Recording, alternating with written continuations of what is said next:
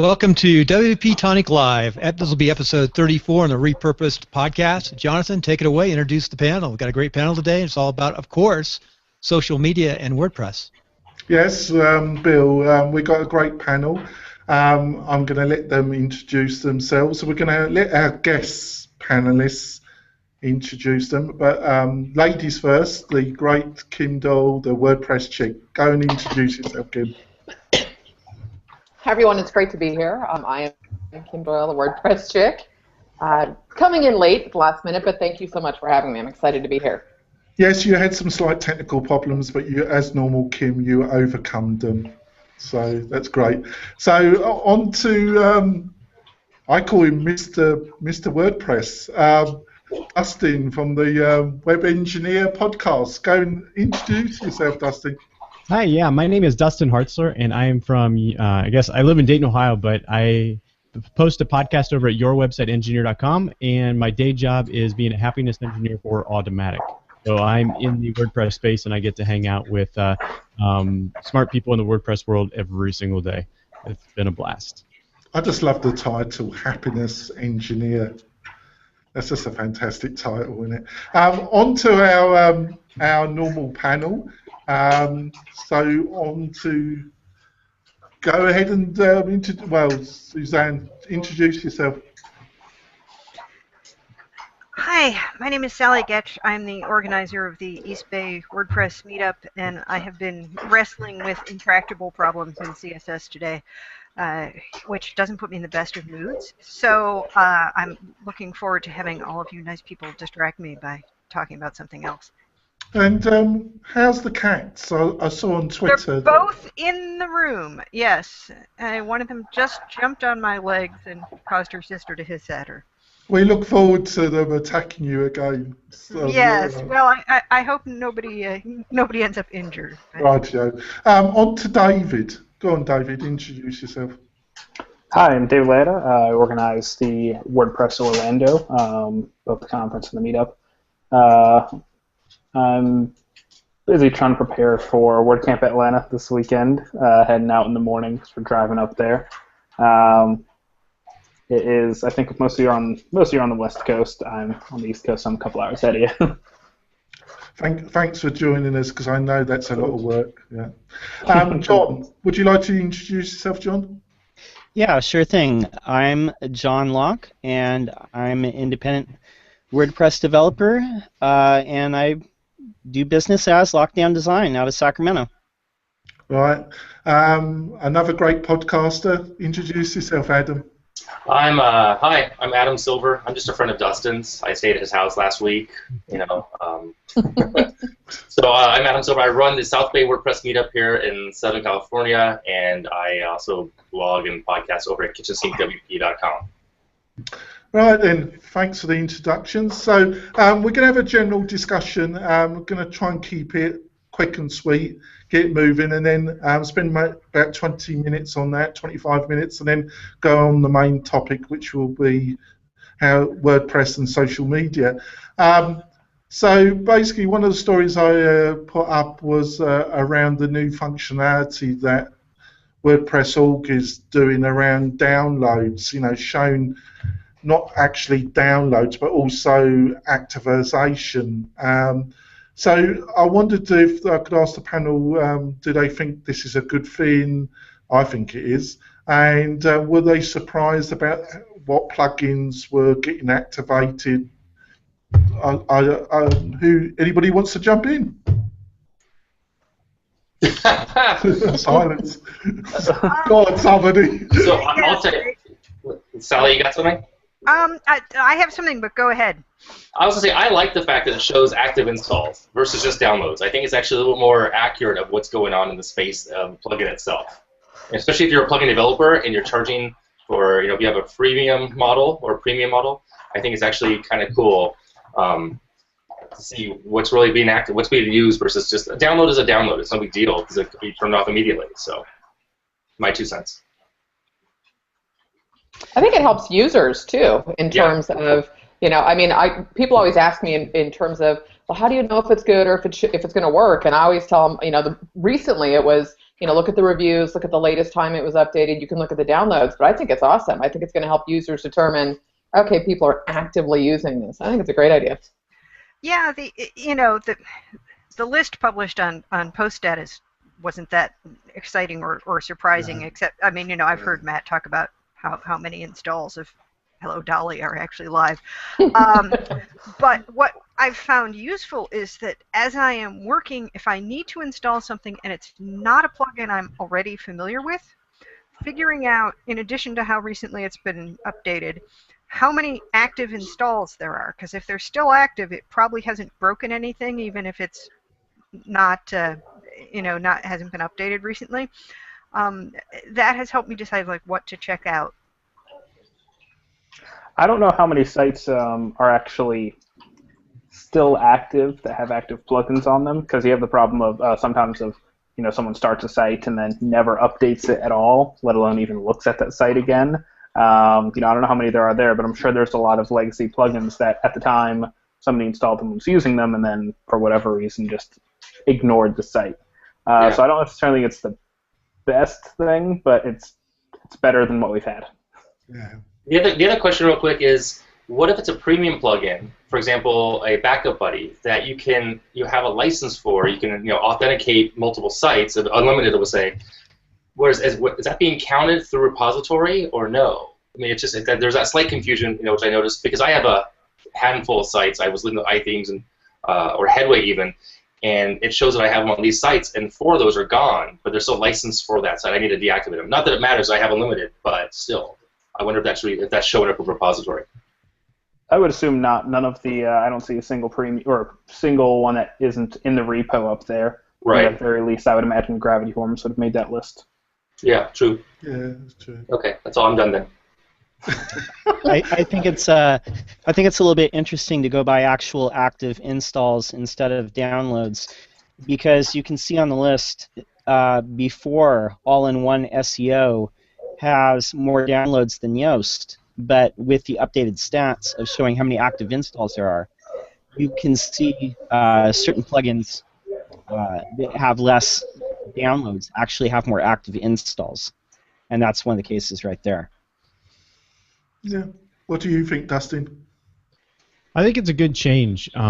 It's we used to use that number of downloads, the 24 million downloads for Contact Form 7, but in reality, that doesn't help anything. It's been talked about here before, but how often do you download plugins and never use them? How many times do you click that update button? Because updates counted in those old downloads. I believe, if I'm not mistaken, there were some unusual stats that just happened. I know that I looked at my plugin and it's I forget how many downloads I used to have or active the downloads from before, and then when it shows that there's only a handful of active installs, it's okay, that makes a lot more sense. Because I really didn't think that there were hundreds of people using my plugin. It was just because I created it and I wanted it for me.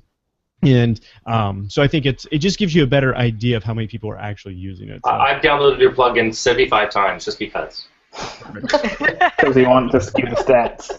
Bumping the stats. The other thing that I really like, though, in the refresh is just the ability to see how many people are running old versions, which I think is kind of a neat thing. It's not necessarily super useful for a developer. It is, but it isn't. You think, there's this many people running the old version. How do we get them to update? And it's just kind of some interesting information that I think is really cool. Yeah, there were good points, Dustin. I personally, myself, I think any improvement, I actually think it is a great improvement. I think they could do some bit more, but I think it's on the right track. And the more information, the more detailed information that's available, the better it is. But I've also listened to a lot of podcasts and a lot of people that are actively involved in commercial plugins, and the rating system has kind of had some criticism, but it's a difficult area. What do you think, Adam, around how bad ratings can affect kind of semi-commercial plugins? Oh, well, for sure. I downloaded 75 times, but I wouldn't give it a half a star each time. So. Is that bad? I don't know. I think, honestly, I think that too many people are worried about ratings versus functionality. It happens in the podcasting sphere itself. If Dustin knows what I'm talking about. It happens in plugins. It happens in themes. You know, look for reviews. Look for someone who took the time to write a review or a comment versus just a star, versus clicking a button. And at the worst, I mean, obviously, I would stay away from on a live site that's big and important on something that's brand spanking new unless you know the developer. I mean, I trust Dustin's because I know him. But if I didn't know him, I wouldn't go and use that plugin for a bit, or I would try it on a dev site. You know, I think there's a balance there. You want to be careful.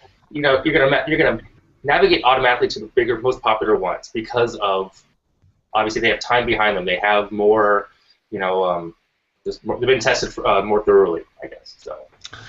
Right then, thanks. I think we'll go on to the next. I think we had some good stuff there. Go on to the next general story. It really interested me, and is a WordPress plugin? Can a WordPress plugin be a startup? And I actually think it's a. You know, we've interviewed some people that have actively built their business by plugins and themes, and you know, got fantastic businesses now. So I would say definitely yes, and it's an exciting part of WordPress. So I just wondered, go on, Sally, have you got any? The plugin cannot be a startup. You can build a startup around a plugin business, around, you know, I mean, if you're already doing services or something else as your business, and you want, you know, and you're going to start creating plugins, you could make a new business for the plugin or add them to your existing business, in which case the plugin is definitely not a startup. Doesn't mean you couldn't try doing something like raising funds to let you build it faster. But you know, the plugin is a plugin, the theme is a theme. You can have the business model of selling themes and plugins is well established. Right. What do you think, Kim? Well, I kind of agree. I think to me a plugin is a product.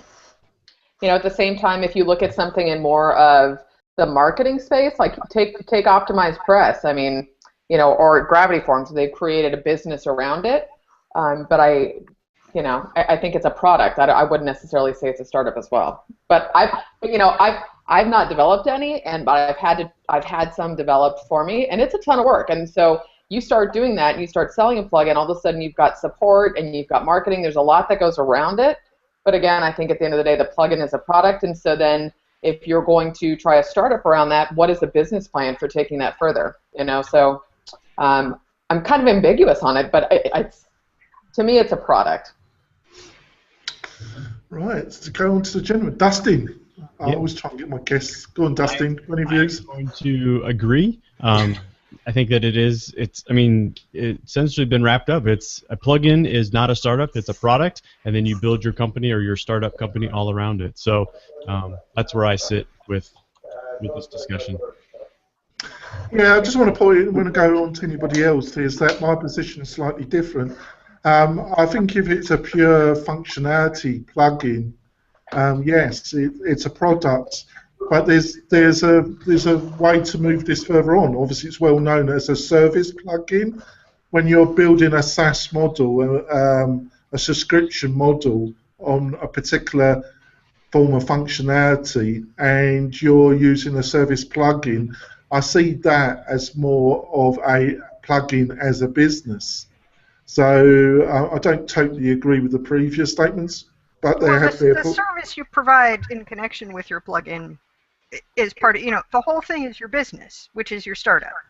So it may be partly services and partly plugin, but again, the plugin itself is a clump of code. Yeah, right. What about Adam? Go on. What do you think? I looked at the repository. There's no plugins called Startup. So. Well, that's just an opportunity waiting. There's WP Start Bar. There's 404 to start, but there's nothing called Startup. So I'm going to go ahead and just say, yeah, it's part of a business model. It's not, it's a product of a business. Not to say that, and that's that. And I'm done. All right, John. What about John? What's your feeling about the article? When I read this article, I felt it was like really oversimplifying what a startup was. A couple of years ago, I had the great opportunity to meet Ryan Carson, and he told me, a startup is basically you're looking for rapid, accelerated growth and doing a business at scale, and really that's the differentiator between like a normal business and a startup. And you look at WP Engine right now, they just got another round of funding. They're trying to grow at scale. Now, they have a service that they provide, which is hosting. And, they're trying to get as big a user base as possible. Now, what this article says about a WordPress plugin being a startup, and you can have 12 different plugins and 12 different startups, and you have a landing page with a logo, and that's a startup. It's greatly simplified. If you had a family of plugins and you sold a subscription to the whole family, and you could figure out a way to be profitable minus the support issues, then maybe you could have a startup. But you need the scale, and there's very few plugins in the WordPress ecosystem that have that sort of scale. Yeah, they're great points, John. What about you, David? I think most of the topic's been covered well. I can't think of a good example of one that would be itself defined as a startup. I could say, besides the pusher off top of my head, I'm thinking SwiftType was one that I remember becoming popular because it went through Y Creator, but they have a whole business built around it that's outside of just their WordPress plugins as well. I can't think of any good examples of one where I'd say, oh, that is definitely a startup, unless you're thinking of a company that is focused specifically on one plugin. You may know Rocket Genius, but really you probably only know them for one tool, Gravity Forms, for instance. Yeah, I think what John said about the article is it was simplistic. It was just, there was tones that, it wasn't exactly the article that I found fantastic, but it was just around the culture of building up a business through WordPress. But of course there are problems with that because of the scalability of how far you can take that in WordPress. So it's kind of swings and roundabouts, really, isn't it? But that's why I brought it up. I think the same question applies. The final question that Sarah asked at the end of the article, what are you missing before you can call it a startup, is the same thing that would apply here, or the same thing could apply to pretty much any company. At what point can you say, yep, this is a startup, or no, this isn't a startup anymore, or did it ever become one in the first place? I do service business. I wouldn't consider what I do a startup because I'm not doing a SaaS model or any of the other fun acronyms that have come out to try to scale to more users than I can personally take on. Yeah. Well, I see you. I thought it was panel. I thought you brought some fantastic stuff there. I just want to go to the next story, which is about Kickstarter. If you've got a project that would benefit the WordPress community, what are the and you need resources? Do you think kind of setting it, publicising it and trying to raise some capital through Kickstarter is a good way? Because I sent you an example of one that was publicised, probably wasn't handled that well, but didn't reach its target. And what do you feel about this whole exercise of trying to build plugins or services that would help the whole WordPress community and try and finance them through something like Kickstarter? What about Kim? What's your feelings? Kickstarter's great, but Kickstarter only succeeds if you're going to be able to market it and get enough people to that. What is the end value? It's like always, what is the problem that you're solving? Or I don't know if any of you guys saw the recent success of, I think it's Exploding Kittens. The oatmeal, they hit $1 million within like an hour. It was crazy. But so, I think, is Kickstarter the right platform for, something that solves a problem in the WordPress community? I don't know, but Kickstarter, to me, it's going to succeed based on what you're doing to drive people And it just doesn't seem like the WordPress products get that type of marketing attention or the sharing to the same degree to raise that type of money necessarily. I think Kickstarter is a great platform, and if it's solving a problem, then absolutely, I'd be all over it. But I think you kind of raised a point that you chose something that they raised all that money so quickly. They could have raised a lot of money really quickly, even if Kickstarter didn't exist. It helped make it more fluid. Like the transaction was easier. Here's a place. Here's where you give money. Here's what you get to make those pre-sales. But I mean, the new Pebble, theirs is about to end, I think, tomorrow.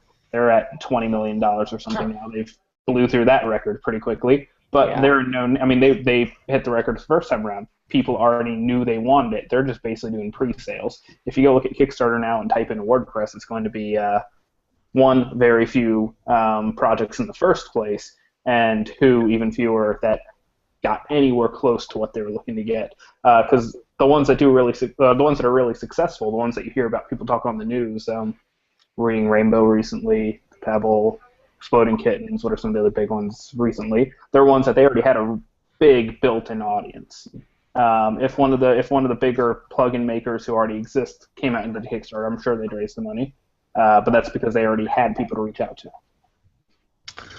Yes, that's well put, David. It's kind of it's a shame, really, but it's just the realities of the situation. It's a kind of perversion of the for the reasons of something like Kickstarter in a way. Perversion's probably too strong a word, really, isn't it? What do you think, Dustin? So I feel that they could have done a great job with a large audience already on Kickstarter.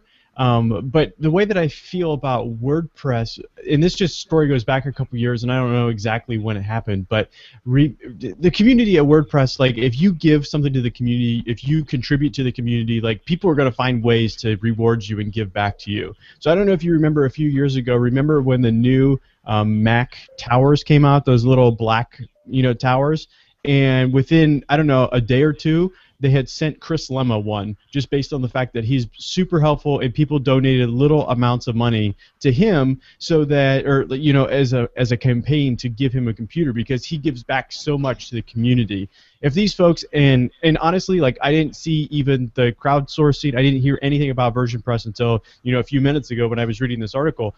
And so like for me to be involved in the WordPress community day in and day out and not hear anything about it, I think it sounds like a good project, and I'd be interested in learning more and finding out more, but I never heard of it. And it didn't just come through my WordPress circles that I hang out in. So I think had these guys created something that was a kind of a minimal viable product type of a deal, put it out in the repository and let people start using it, and then all of a sudden they're like, oh, I want this feature and I want this feature. Then they could say, hey, we're going to create this premium product and we're going to charge for it, but we're going to first start by asking people who are already using it to donate us some money, or pay up front for the plugin, and then you'll get it in 3 months or whatever that looks like. So I think it just needed. I think they needed more of a backing before they actually went to Kickstarter. Yeah, great stuff. What about you, Adam? Got any thoughts? Yeah, I mean it's the same thing. There's the methodology. It's the subject. Right, before we say that, if anyone wants to send me a laptop or money towards a new laptop, Hey, I'll just start small. I'll take a new laptop bag. Okay. Or just a backpack. And it's going to you tomorrow. Yeah, Tortuga makes one I really like a lot. So yeah, you have to try it out. I think Dustin's dead on. He's right. I mean, there's a philosophy. Dane Sanders, I think the foundation, they do it that way as well, where you can go to a company and say, let me solve your pain. What's that worth to you? Put something out first possibly, and then come back and ask for, if you want different versions or different updates, whatever, then you can make some additional monies. But the way it was, it just didn't work out this time. I mean, not to say it's a bad idea, it just didn't work. I'm not going to overthink it. I think Dustin, what you said about it was really quite insightful. I think in general it's not a bad idea. Just in that particular case, it wasn't handled the best way, but it is what it is, isn't it? I want to go on to the final, and then we'll get on to the main topic about SEO, WordPress SEO, and the security flaw that was found. Obviously this happens, and this is, can happen. Happen in Jetpack, happens in many.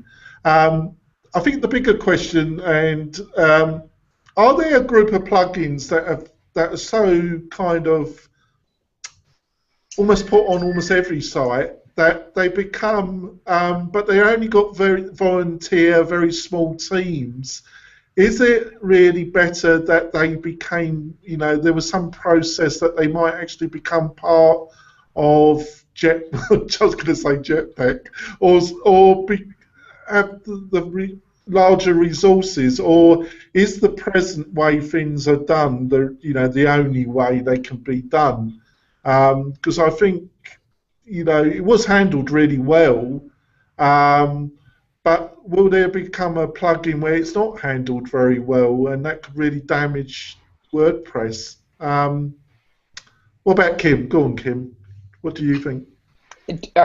Yeah, can you phrase the question? So you're just saying, should WordPress SEO be part of Jetpack, or was that the question? Yeah, it's such a popular plugin, and there's a group of really popular plugins. Can they be just left to the actual developers to be expected to support them? Well, that's probably a developer question, but I look at it with Yoast, and what they put out to the community is huge, but it's not his business model. So unless I don't know.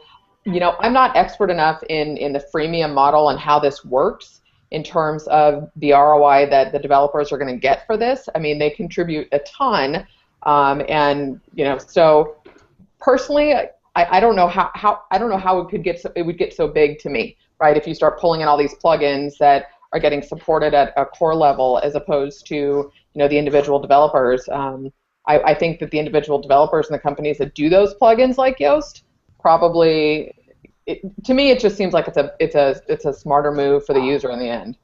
Yeah. What about you, Sally? One thing I have observed is that the larger the team, the less efficient it is. I mean, theoretically, all of these plugins are open source, and anybody who has a patch can submit one. But if you want Automatic or somebody to oversee, the security or whatever, to do code review on it, to do whatever with it, they're going to have to hire some extra people. Yeah. It seems like Yoast patched this up pretty fast, and there have been popular plugins with security vulnerabilities. You probably hear about one at least once a month, and the internet has not come to an end. No, true. What about you, David? What do you think? Slightly off topic, but playing off, the internet hasn't come to an end with any of these vulnerabilities these plugins have had, even though some of them have gotten to the point where, heck, I'll just think of, say, Tim Thumb, where even their owner has to, disavow them and say, do not use my thing anymore, stop using it. They have to actually put up pages on their website to tell people, stop using this old thing. Most of what I know about the story is people feeling uneasy about the fact that, or most of the non-positive stuff is people feeling uneasy about the fact that a plugin had the auto update. That it was pushed without me giving it consent to push an update to my site. I'm only hearing that from developers, basically. I'm not hearing that from anyone else because I think the average user probably didn't even notice anything happened. I'm betting most people have no idea there was a security flaw or even that there's versions to the software that they're using. They just got on their site, it was updated, and okay, away they went. Trying to phrase it more than just pointing that out. Pointing that thinking out. No, if there is a problem, as long as it's not actively, taking down hundreds, thousands of sites that people outside of our little bubble of WordPress community people notice, I don't think it's going to cause such a problem that, say, gives more of the bad name, like, oh, WordPress is insecure or anything like that. Oh, great. Well, what do you think, John? think that in this case they kind of had to push the update. Yoast is one of the installed on most one of the top 5 plugins on WordPress installs, and so I think they were within their they made a reasonable decision there. And to be honest, there's like a lot of plugins that have a lot worse vulnerabilities than Yoast or the WooCommerce one, and both of those were quickly patched. I would be more concerned about the thousands of themes out there that are not, being updated by their owners. With themes that have the plugins bundled. I think that's a much bigger threat. Yeah, go ahead. Yeah, actually, I think you put a good point, because I was listening to WordPress Weekly, and they were saying about survey about the amount of clients that don't even have any kind of backup apart from their hosting provider, and it was mind-boggling. And it's like a different world, I kind of spilt my coffee when I heard that. What about you, Dustin? What do you think? Yeah, I think we're drawing this really fine line with what we can manually push out automatically, or manually automatically. That doesn't make sense. But what hosting providers, what services, what people can automatically just update the software for you. I think that it does a really good job, and it's very helpful for a lot of people to just automatically get the newest version of stuff. But on the other hand, it's almost like they're holding your hand and like they're just doing and making those updates for you. So it's really kind of hard to think about, and I don't really know which side of the camp I fall onto, because I'm the guy who wants to read every update. Like every time there's an update, I want to read the change log and see what's happening. I want to make sure that there's nothing that's really gonna break my site, or I always install locally first, and then I push my updates to my live version just in case there's anything problem. I keep it on version control, so in case there's a snafu, I can easily roll back. Like there wasn't a case like this, I had to roll back because it fixed the security flaw, but you never really know. And so I don't like that. I like the concept of being able to push out auto updates to people who probably would never update or wouldn't update for months and months and months. But then on the other hand, I don't like that ability that you now have given your hosting provider that ability to push a button and automatically deploy changes on your server. So those are my thoughts. Yeah, so I'm exactly the same, actually. I kind of oscillate. I think you put it really well, Dustin. What about you, Adam? Ditto what he said. All right, that's great. We're finished with that topic. So we're moving on. Go on. Got anything else to say, Adam? No, I really don't. I mean, it's no, I'm good. Okay. I actually had a little. Yeah, go on. That's all right. Go on. Anybody else want to go on, David? Oh, okay, never mind. Go on, David. Say something more. I think it's important. Again, Dustin, you are definitely a power user, far above 99% of the people who use WordPress. So you know to make those changes. You know why they're important. You know why it's important to test things on staging before pushing live. You have a lot of things that the average user doesn't know. And if we keep talking about wanting to make WordPress easier for the end user so that more people will adopt it, I think it's important to make it easier to help them out. A few times this year I've had to fix sites and clusters of sites that have had problems that have been hacked due to having a Revolution slider installed because it came from whatever theme they bought from certain theme websites that bundle plugins, or other ways that they got it. And I have to go in and fix these. I would like hosts to know, okay, this thing right here is a problem. I don't want this thing on my server. I think it's important for the hosts to do that because they want to protect their brand and reputation as well. We don't own the server. Well, most of us don't own the servers we're putting things on. We're basically renting space on them, and so we have to do our best to tidy up and do our own upkeep and everything. But when it comes to maintenance, we call whoever our maintenance company is. In my analogy of renting a house, this is your hosting company. I would be fine with the hosting company saying this plugin right here definitely is a problem. It's going to compromise not only your site but everyone else's site, so we're just going to get rid of it. Yeah, greatly put, Dave. So I think we go on to the main subject of the evening, that's social media, WordPress and social media. And I just want to put the first question out to the panel and then probably ask Kim to comment first about it. And it's WordPress started life as a publishing platform and also a community platform. You've got Buddy Press, you've got the forum at the core of WordPress. But I'm one of them, and also most of my clients switch off the forum functionality.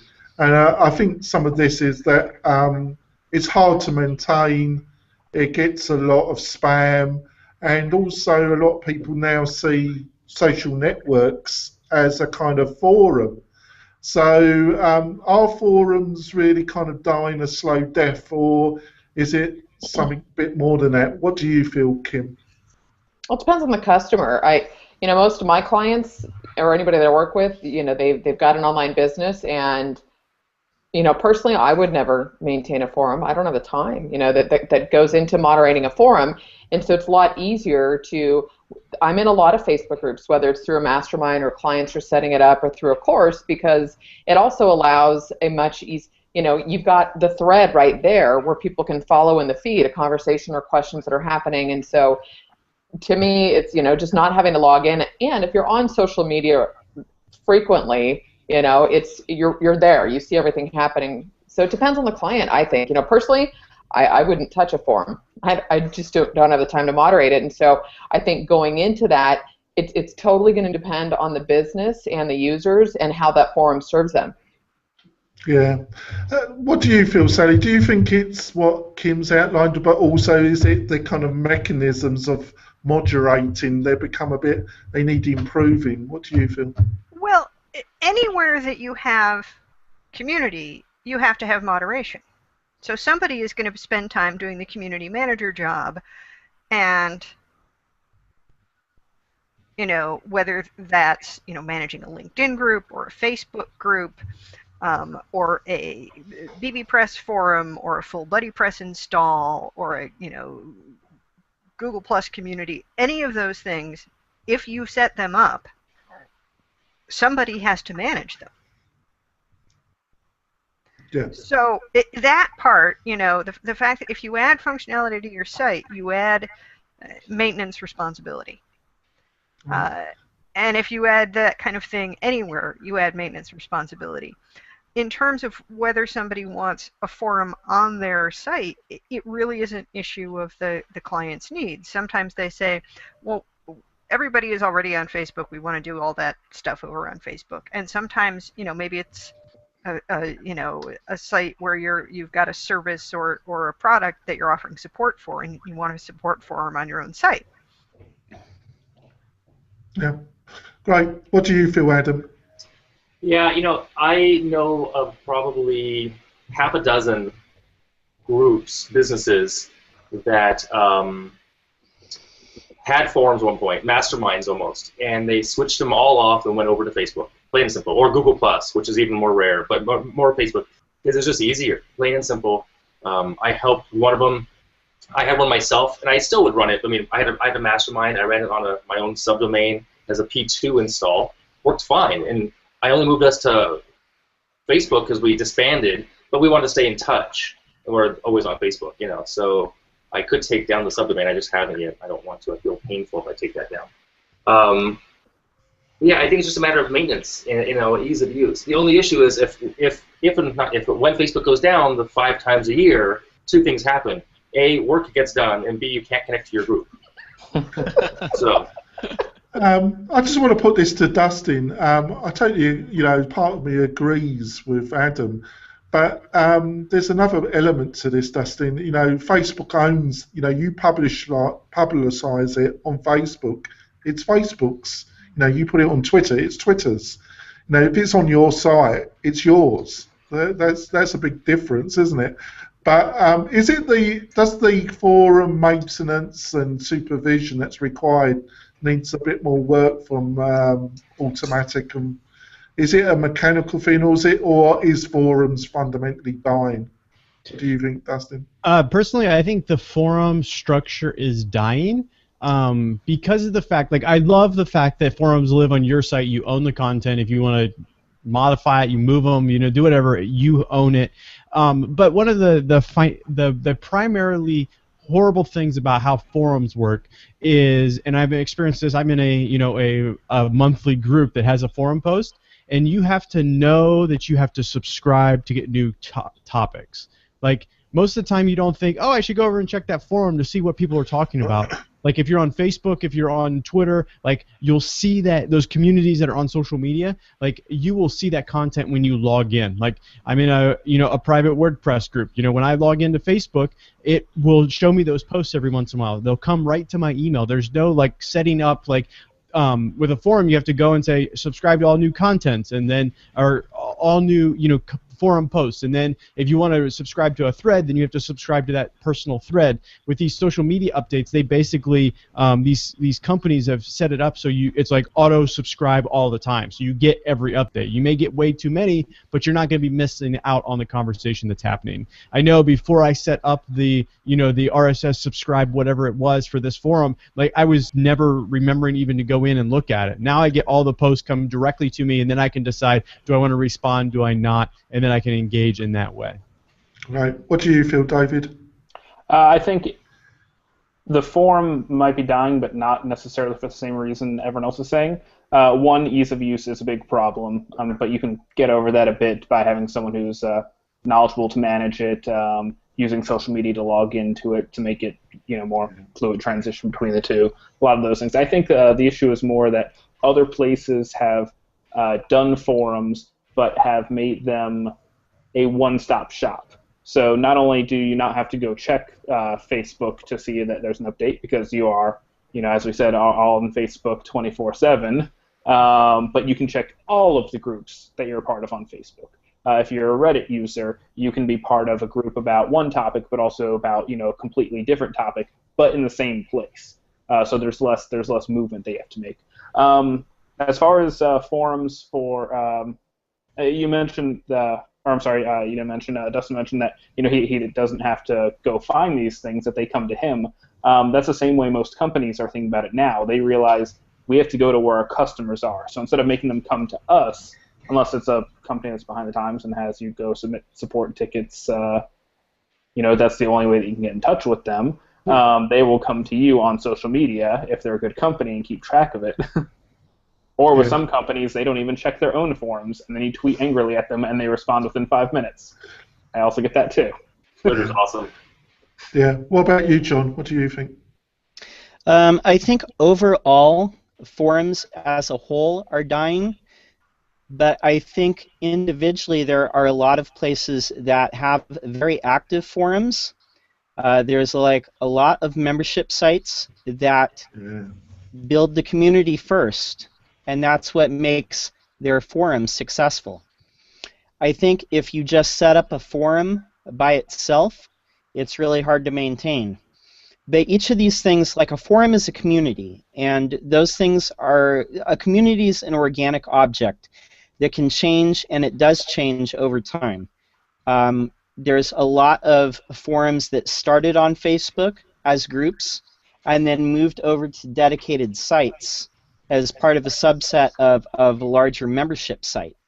And there's some forums that start on Facebook and stay there because that's where the people that are part of that community are comfortable being. I think if you really want to start a forum in 2015, you have to do some advanced work. And whether that's writing a blog, doing a podcast, and building a community around that content, and then launching a membership site around that community that you've built, and then build the forum into that, that's one way I think that you can have a very successful forum still. Yeah, and actually, just off of that, what John said is, I believe 48 days, what's his name? Dustin, what's his name? Dan Miller. Dan Miller has a podcast, has a website, has products and services. And 48days.net is the forums. Is where people chime in and they go and they help each other. So I'm saying that exactly that. It's very true. But I'm starting this year. I'm starting a new bulletin board system, a BBS, dial up to WordPress. Get that on Kickstarter now. Yes, Yeah. 24. I'm going to limit it at 2,400 BPS. And nothing faster. Yeah, right. So Jonathan, do you listen to 48 Days? I have, yeah. No, not Jonathan. I meant to say, yeah, who listens to 48 Days? That's interesting, Adam. I love the 48 Days. I have the book, too. I mean, it's totally working for me. I've gone through it twice, and I still have my crappy job. So. Oh, there we go. I'm just gonna put this and then ask Kim to answer it. Kim, I'd like the panel to give the input about how you feel your experience of using social media to help build up your own business. What are the key things that you've learnt? And also, do you feel that most clients use it effectively, and have you used it on reflection as effectively as you could? And I'll throw that to Kim first. What's your feelings? That's kind of a big question. Well, there's a lot in there. Let's take a little bit then. Okay, for me, I mean, I've been on social media, I don't know, like 7 years, but I definitely kicked it up a couple years ago. Consistency is key, and engaging. You have to communicate and be ready to engage there. And so I've got someone that helps me now with it, because I can't. There's just no way I can show up in all those spaces. But because I also do Facebook advertising, I tend to be on Facebook more. I'm in some groups there. But it's pretty amazing to me. I would say one of the biggest things that's working, I'm floored with Facebook video, the reach that I get. I can post a video, and within minutes, it's got a reach of 100. I've got, 50, 60 views, like in minutes. And wow. So that traction is phenomenal. It's working really great for me. So I'm going to keep testing that. YouTube came out with cards. They're getting rid of the annotations. So it's just fascinating. I look at the stats, and I look at where I've got maybe more male followers and people connecting on Twitter, or I look at who's following me on Facebook. So I'm just trying to pay attention to what content is working on which platform. So it's key. I think for me, social drives more than search. It's how I show up. And even testing, with the podcast. When I started the podcast, it became one of my top traffic sources in 4 months. It just blew me away with that. And so then I started saying, okay, well, maybe I should start doing, and I've only done a couple, but a video. And so I post a video that I've got a new podcast episode coming out, and that's working really well. So, you have to you have to find that place where you can show up consistently, and I would focus that. But it's key. I think it's hugely important. What do you think, Sally?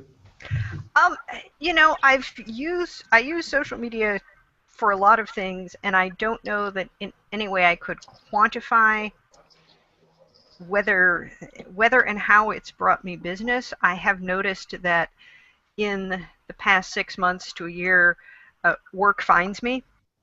But a lot of that is, and some of that is about actually the meetup. That people I have encountered because I run the meetup end up referring work to me. Okay. All right. What about you, Dustin? What's your feelings about? Because I've seen a lot of the kind of WordPress community. They're really into Twitter, but they don't seem to utilise the others. Is it a really effective way to bring business if you're in part of the WordPress community, and if you're a client? What's some of the things that's worked for you and how you use it? Yeah, honestly, I agree a lot with what Kim said. I think social media works really well if you have people that are following you and paying attention to what you're saying. On the other hand, I found a great amount of success when I launched my podcast 4 years ago, because I was in the business of developing websites for people. I wanted to do anything that they needed help with. And while I didn't know while I was teaching people on a podcast exactly what to do, they still came back to me to hire me to do things because they didn't want to do it themselves. They didn't want to try to figure it out themselves. And so it worked out for me that I used the social media to tell people about my podcast, but the podcast was what really drove people back, because they could know and like me and understand who I was just by listening to my voice week after week, and that consistency. There was a lot of times that I had to tell people oh, it's going to be 3 or 4 months out so we can get you a project. They're like, it's okay, I trust you. And that just says a whole lot when I don't know a lot of these people that follow me. There's a lot of times I'll go to WordCamps and go to different places, and people will come up to me. I've been recognized just by my voice before. People will say, "Hey, I knew that you were here, but I didn't know where you were." And then I heard your voice, and they were able to meet me and whatnot. And I mean, it's absolutely awesome and cool and humbling, and all at the same time, like that we're able to just use the medium that works well for us and make that let that be our platform, because I'm okay with Twitter. Like, I forget to use it sometimes. Like Facebook, I'm rarely on, but I know that for me, consistently getting behind the microphone each and every week, like that's the best way that I can grow my business and my brand. Just continue to give value to the WordPress community. Hey, Dustin, I real think quick you said question. the keyword, which is consistently. Yeah, Dustin, you're #1 on the WordPress search on iTunes. Yeah. Yeah, he is. That's not a question. So in 4 years, no. So here's a question. But in 4 years, how long did it take you to get there? And what was your increase in number of listeners every year? Have you increased every year? Oh yeah, definitely. I forget when I kind of moved to that threshold. So there was a while that I was, I just got started. Then I moved to #1, and then I was like 2, 3, and 4, like kind of just bounced around. And honestly, it's the consistency, and I feel like for me, like I'm not one of those guys that at the beginning and the end of every show, like ask for 5-star reviews and come over to iTunes and tweet about the show. Like I rarely I mean, maybe 3 or 4 times a year I might remember to say, hey, leave a review on iTunes. But yet there's still 160 plus reviews on iTunes because people just find it helpful and they head over there.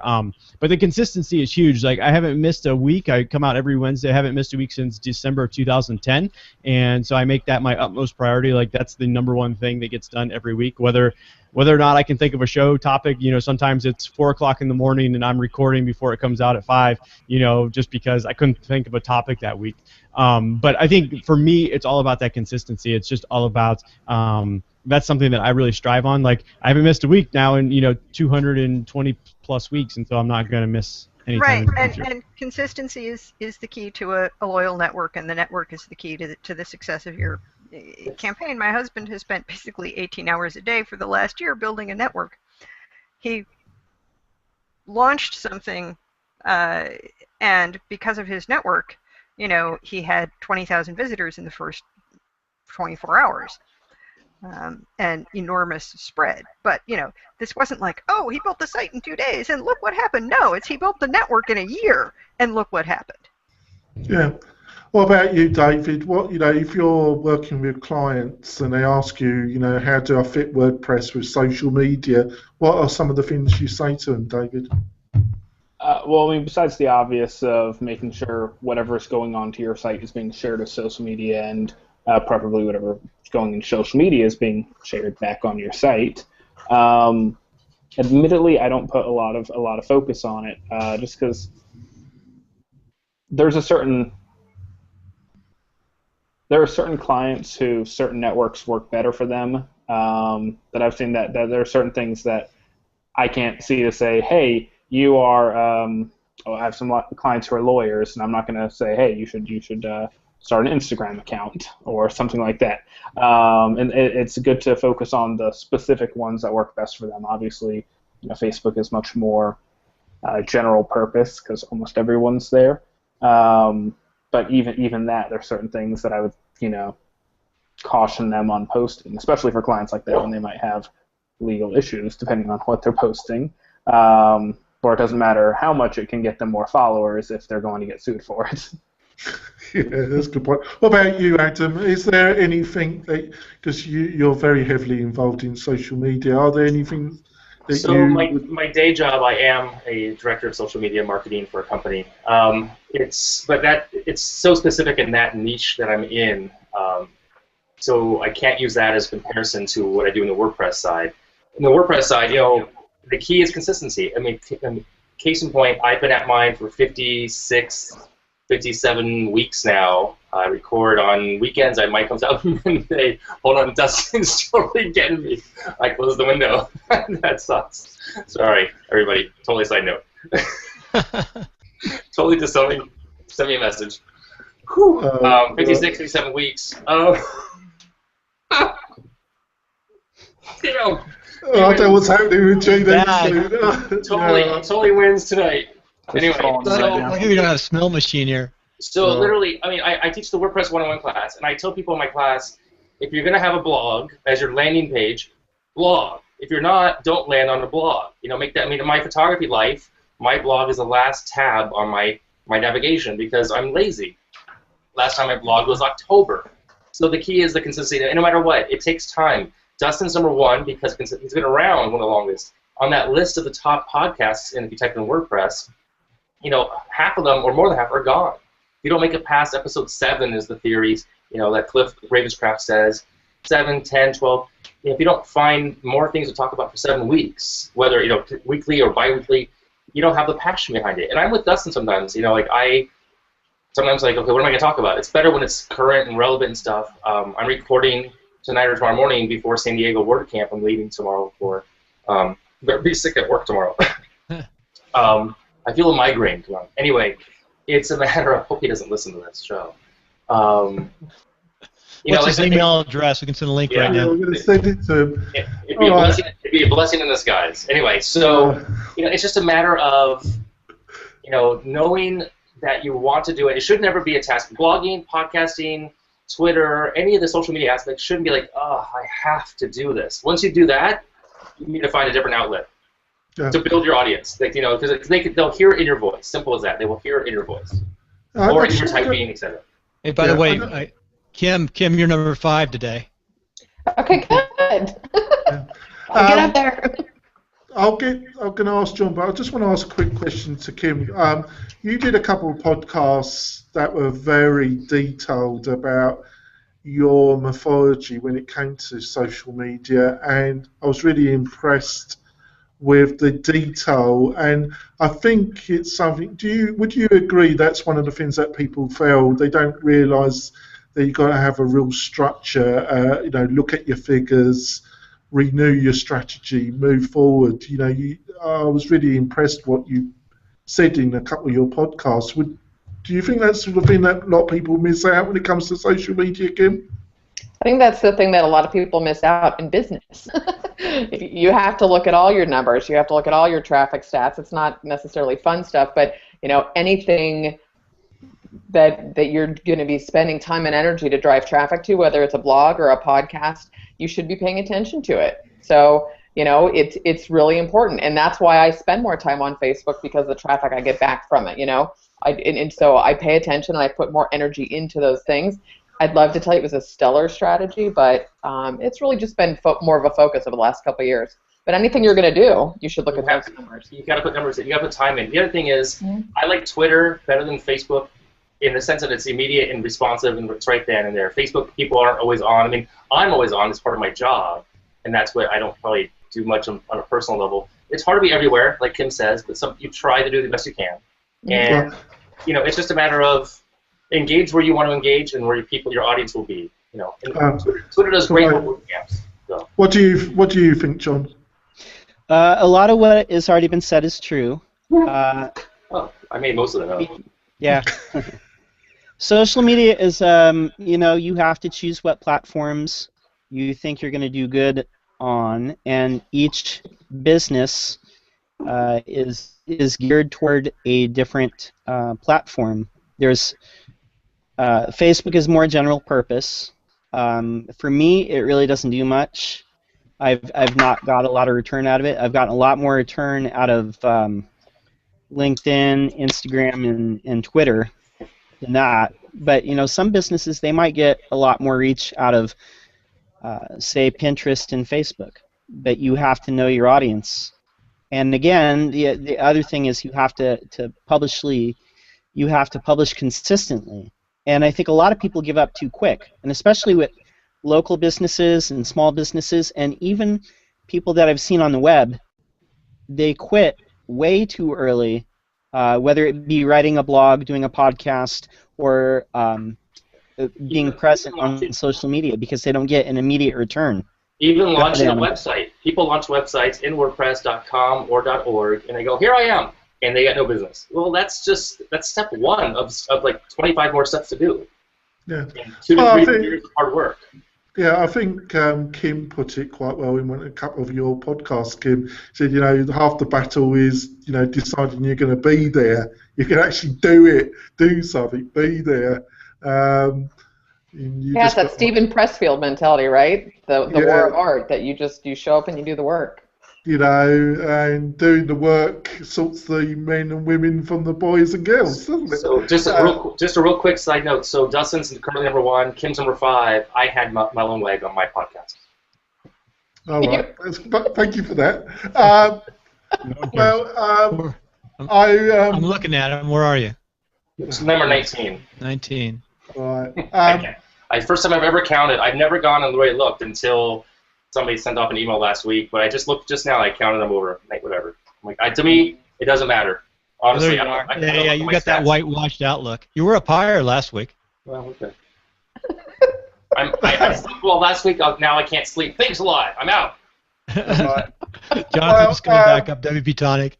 Yeah, Tonic. I would really like to thank my panel. I'm going to have to excuse myself because I've got a prior important engagement with investors, which I cannot miss. So, have we got any questions from the chat room at all, Bill? Yeah, we had one person chat in. I did tweet out like the 4,000 people, and we also saw that on the chat room when I could embed the feed. All right, there we go. But I'm gonna leave things in the great hands of my co-host, Bill, I'm gonna excuse me. But I would personally like to thank Kim, Dustin, and our normal panel. I actually think this has been a really interesting discussion. We've kept on topic, and I think our listeners will get something from this. But I sincerely thank you for coming on the show, Kim and Dustin. My pleasure. You've been great guests, and thank you, my panel. I am, Sally, a bit disappointed that your cats haven't appeared. Oh, I'm sorry. We can do something about that. Oh. Oh! Nice. I've gone mere cat potty, so I'm into cats. Just so you know, Dustin and I both did Meerkat a little bit behind the scenes earlier in the show. Oh, there you go. I'm always on Meerkat. Well, thank you for that, Sally. Goodbye, folks. So Jonathan's out. We'll all finish up on one last question, I guess, is a good way to do it. Perfect. I've got to go. For me, I've got to go set up. We have the state gymnastics out here in Reno, Nevada, so I got to go work in the rodeo and set it up tonight. That'll be a long night. So one quick question to everybody as you finish up. What do you think is your best advice to give to someone who's out there with WordPress, trying to get into WordPress, trying to do it as a living? What would you say for them to do to go get work and also tie in a little bit of social media? And that's how you finish up, and we'll go through everybody once. Adam, we'll talk left to right and start with you. Join your local community. Join a meetup, first and foremost. Yep. Bill, don't go, I hate to say it this way, I won't say it that way. Just join a meetup and participate in the community, first and foremost. That's a good advice. I'd second that and go to join your local WordPress meetup. I would say also go to local business mixers, do local business networking, so people see you and know what you do and see your face, because otherwise they might not find you. Right. So you're looking at the local scene. Yeah, you can go to boards like job boards too. I mean, that's one way to do it too, for sure.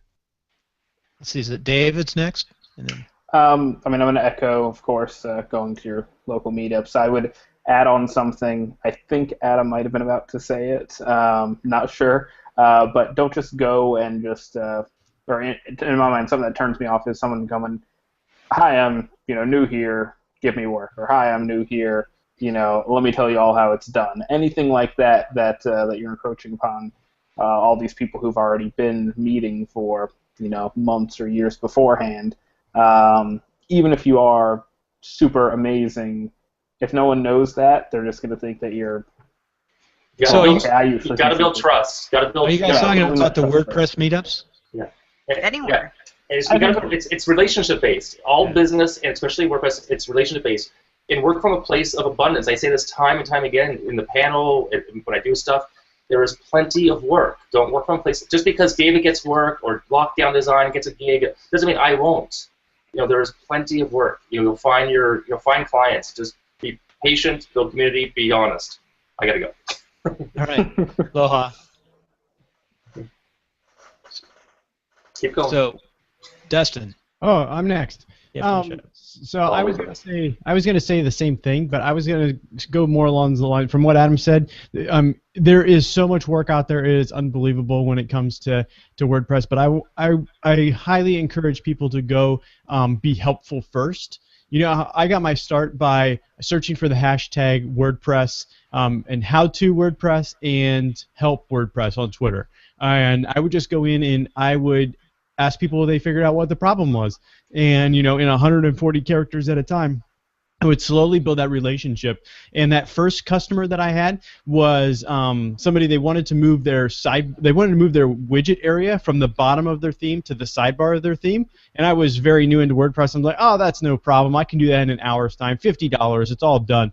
Well, like 10 hours later, I finally had it fixed. Well, that long story short, that person that I started working with ended up, I started working with her a lot, and I probably made $10,000 from her over the course of that contract that we had together. So she knew that I was, I was able to follow through with what I did. I explained it took much longer than I thought, but I'm still only going to charge you what I quoted, and just building that trust in that relationship really helped a lot. And so that's some of my advice. You know, start blogging, start just giving away free information about WordPress, and you know, people will come to you and they'll ask you for your advice, and they'll want you to pay they want to pay you for what you can do with WordPress.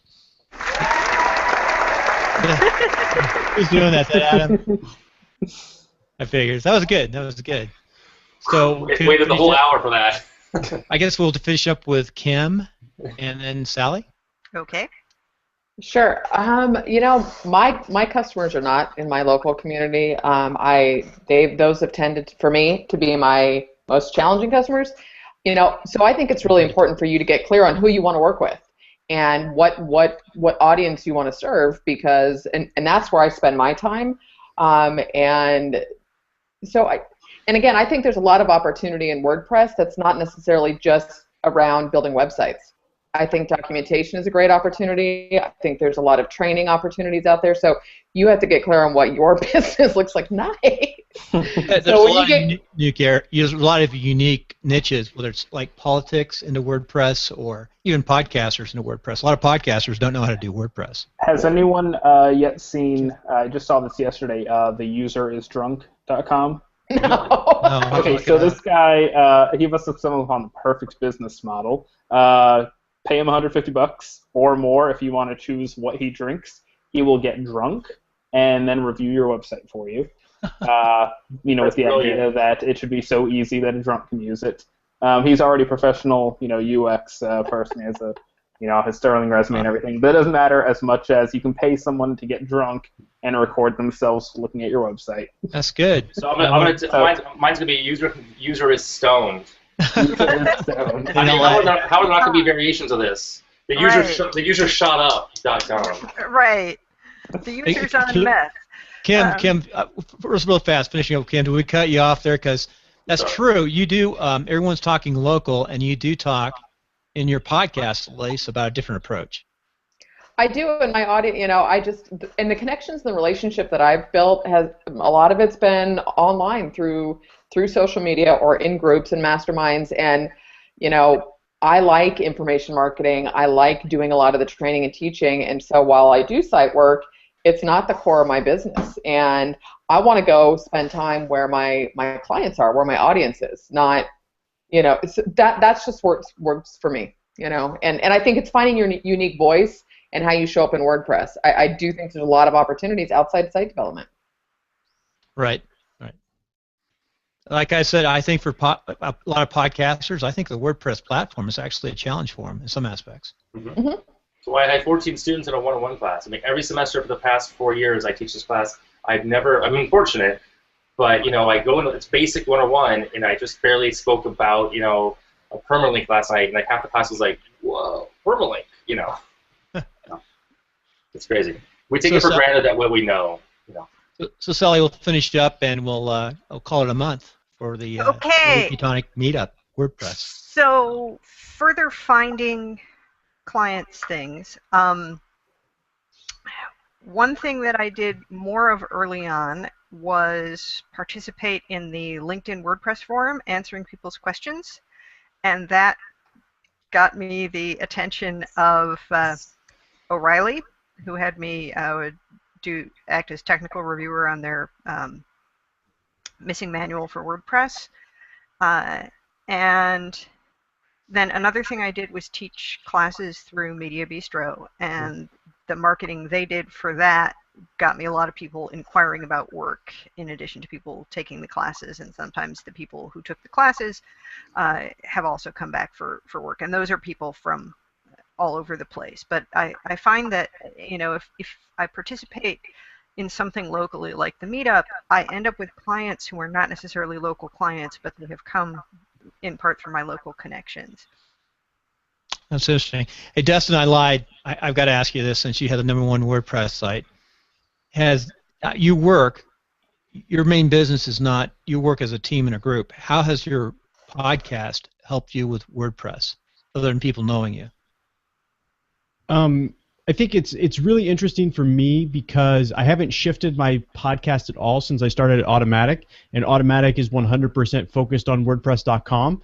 And so, like, my day job, I get to tell people about how to use WordPress.com and how to configure their themes. And I know that everything is in a controlled environment because we control all aspects of WordPress.com. People can't upload themes or plugins and stuff like that. But I see that my podcast gives me that reason, that excuse to get back into the WordPress space and figure out, okay, what are people struggling with and how can we do it with WordPress? I do monthly webinars where I get to dive into, like, you know, do live video stuff where people have the opportunity to learn from me while I'm looking at my... Yes! Yeah. Right, so, but anyways, like, that's probably the biggest thing for me is I get the opportunity to just work with WordPress on a personal level to teach other people about it. So you haven't monetized it per se, but you still... I had monetized it. I was making a good significant amount of money by running a consulting business, and I had some courses. But then I started with Automatic, and my 100% focus is with Automatic right now. I'm still, like, getting people on an email list and sending out autoresponders and stuff like that. But that's not my primary goal right now. Is to make money with my... They highly encourage each automatician to spend time giving back to the community. And while I'm not the best programmer in the world, like, and I can update documentation and stuff like that, like, this is my way to give back to the community, to create free, valuable resources that... Well, isn't it technically a conflict? I mean, automaticians can't have a separate business that is in the same realm. Right. Because, I mean, essentially, like, I could say, hey, I'm better than these other programmers. You can pay me $500 an hour because I work for WordPress, you know, which is not the right thing. So, yeah, I basically just shut down all my clients and gave them to other people, and now I focus 100% the time of helping people use WordPress.com. Well, it's 6:42 on the West Coast right now. If anybody wanted to finish up, and we'll all get on our way to a dinner or to setting up a gymnastics event. A lot of equipment tonight. That was great. Thanks for having me. Thanks. Take care. We'll sign off. Nice. All right. Have a good evening, everyone. See ya. See ya. In San Diego, if you're going to San Diego. That sounds like fun. I wish we could go down there. Yeah, Or that would Atlanta or be nice. Seattle. Or Miami. I'll be in Miami, maybe. Or Denver. Miami. See you, everybody. Aloha. Bye. Oh, I like the dog. The dog said goodbye, too.